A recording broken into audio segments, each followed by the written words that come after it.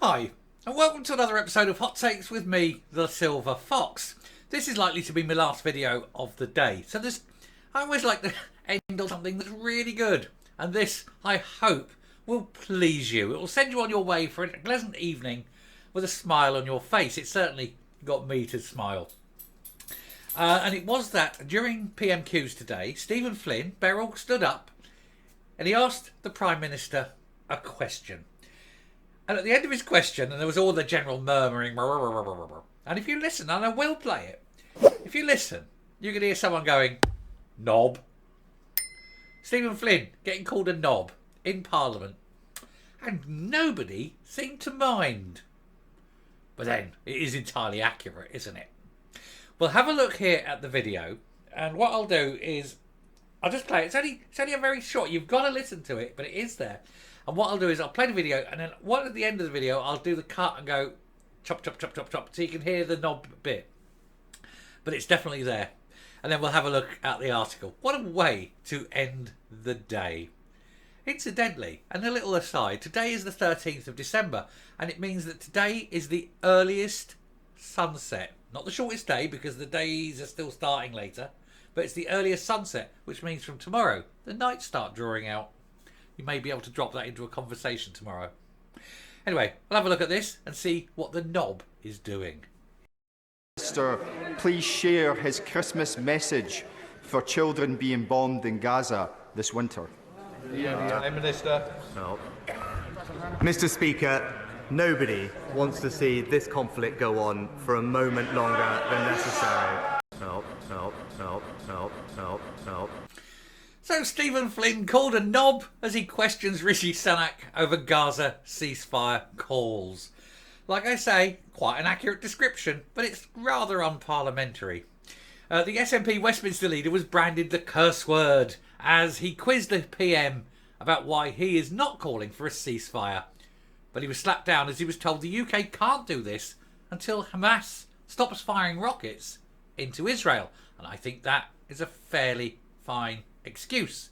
If they want to stop firing rockets, then we can talk about a ceasefire. But until they do, there's no chance of that happening. Stephen Flynn was labelled a knob by many, many people, but today it was a mystery Tory MP as he questioned Rishi Sunak over the UK government's position on the ongoing conflict in Israel. And the SNP has adopted a different policy from the Conservatives as they want a ceasefire, even though it is unlikely Hamas will comply. People have said all around, please have a ceasefire. And Israel said, they keep firing at us. When they stop, we'll stop. You see, and I've always maintained, this is a side, but I've always said, if the Muslims in the area put down their weapons, there will be peace. If the Israelis put down their weapons, there will be genocide. Anyway, the nationalist Westminster leader stood up and directed a straight question towards the Prime Minister as he asked him if he could share his Christmas for children being bombed in Gaza. I think he meant his Christmas message for children being bombed in Gaza this winter. But as he finished his statement, the curse word could be heard in the chamber. Knob. He was slapped down by Mr. Sunak, who pointed out there could be no valid ceasefire if Hamas kept firing rockets into Israel. He said, nobody wants to see this conflict go on for any moment more. We urgently need more humanitarian pauses to get the hostages out and to get the life-saving aid into Gaza to alleviate the suffering of the Palestinian people. I would suggest also it's up to the Palestinian people to deal with Hamas themselves. They're there. Why don't they grab the Hamas lot and say, deal with them, as it were, and then say, look, we've dealt with them. Not going to happen because the Palestinian people want and like and love Hamas. They're indistinguishable from the two. And that, of course, is why, the Grand Mufti spent, nearly £1 million, in fact, in total, handing it over to Hamas in order to pay the blood money to get his mother and father-in-law out. I'm glad to see the Scottish Government is a supporter of the terrorists, gotta say the word, but the tourists of Gaza.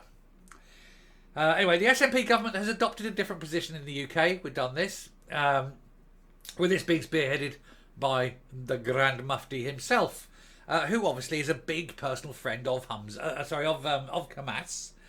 He agrees with them. He likes them. They're baby killers, so obviously something he's happy with. That's why he paid them nearly £1 million of taxpayers' money. He even spoke to another supporter of this policy, Turkish President Erdogan. Shouldn't have done, but hey, you know, kissing the arse. But then Erdogan's got a terrible human rights record as well, so that probably gives the Grand Mufti the horn, doesn't it? This was at the COP28 meeting, which went ahead without the permission of the UK government. No surprise. Doesn't want anything coming up that would, interfere with his desire to push a particular brand of belief system. This was criticised by Scotland's Secretary Alistair Jack, who pointed out it was wholly unacceptable for them to discuss foreign policy. Now, of course, the UK foreign policy is not to ask for a ceasefire at this stage. He was asking for it. He was talking to foreign leaders and saying things at odds with the official position of the United Kingdom.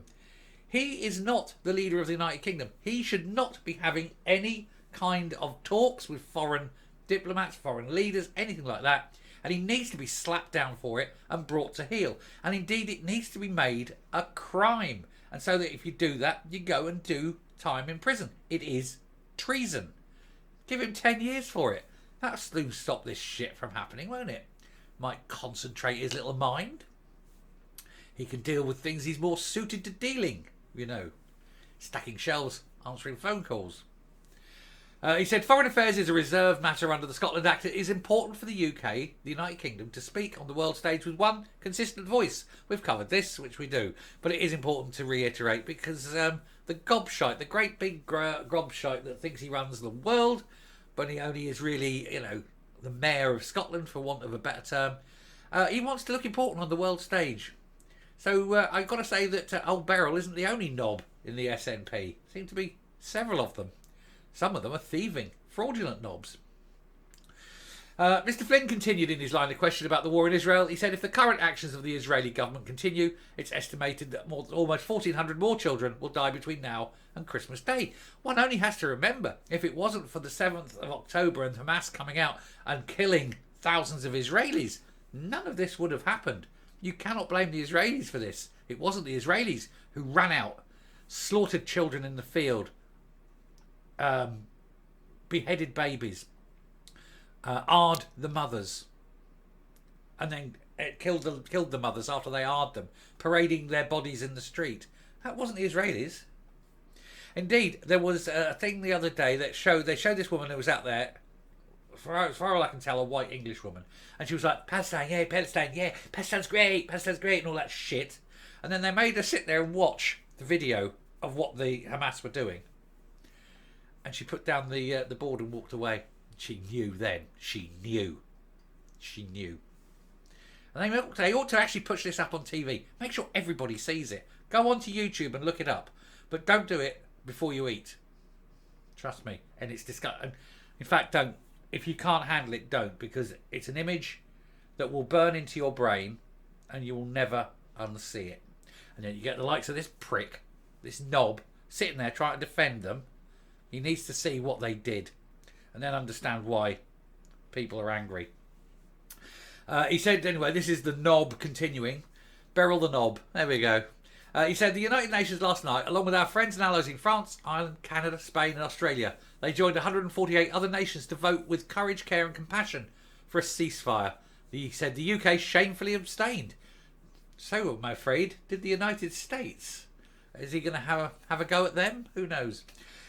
He said, why could he possibly claim why 153 nations are wrong, yet Westminster is right? Just because you're in the minority doesn't mean you're wrong. Mr. Sunak laid things out the UK government was doing to help quell the fighting in the Middle East. He said, we're deeply concerned about the devastating impact it has had on the civilian population. Too many people have lost their lives already. But you must always side with the decent men as opposed to the barbarians, The civilised man must always be right. And when you're fighting barbarians, it doesn't matter. And they are barbarians. When you look at what they've done, they're barbarians. And, well, that's basically it. So Nobby gets up and opens his mouth and a Tory MP calls him a knob. And I've got to think that the Tory MP is bang on accurate. Because he really is, isn't he?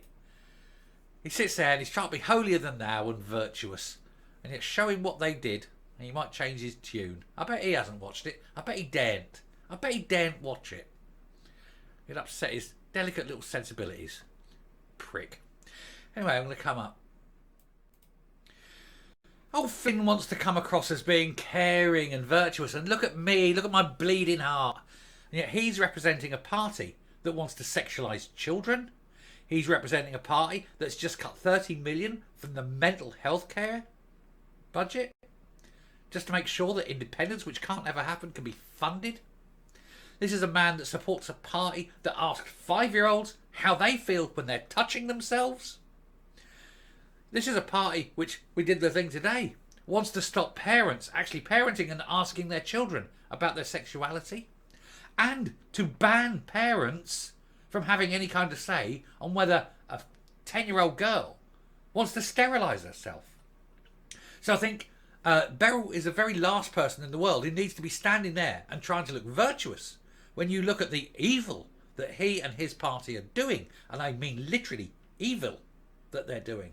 The destruction of lives here in this country, but he's busy, okay, virtue signalling to the rest of the world. I think Knob, he got off lightly. I'd have used the feminine version, I think. I'll stop now. Thank you very much for watching. Do please hit the subscribe button, ring the bell, leave a like, leave a comment. I wish you a very good evening. I will speak to you tomorrow. We'll be back on tomorrow with a whole load of more stories. There's some stories today, which I didn't get to. But there might be 1 or 2 little flash videos later, so do keep an eye out on them. Thank you very much. And gentlemen and ladies, goodbye.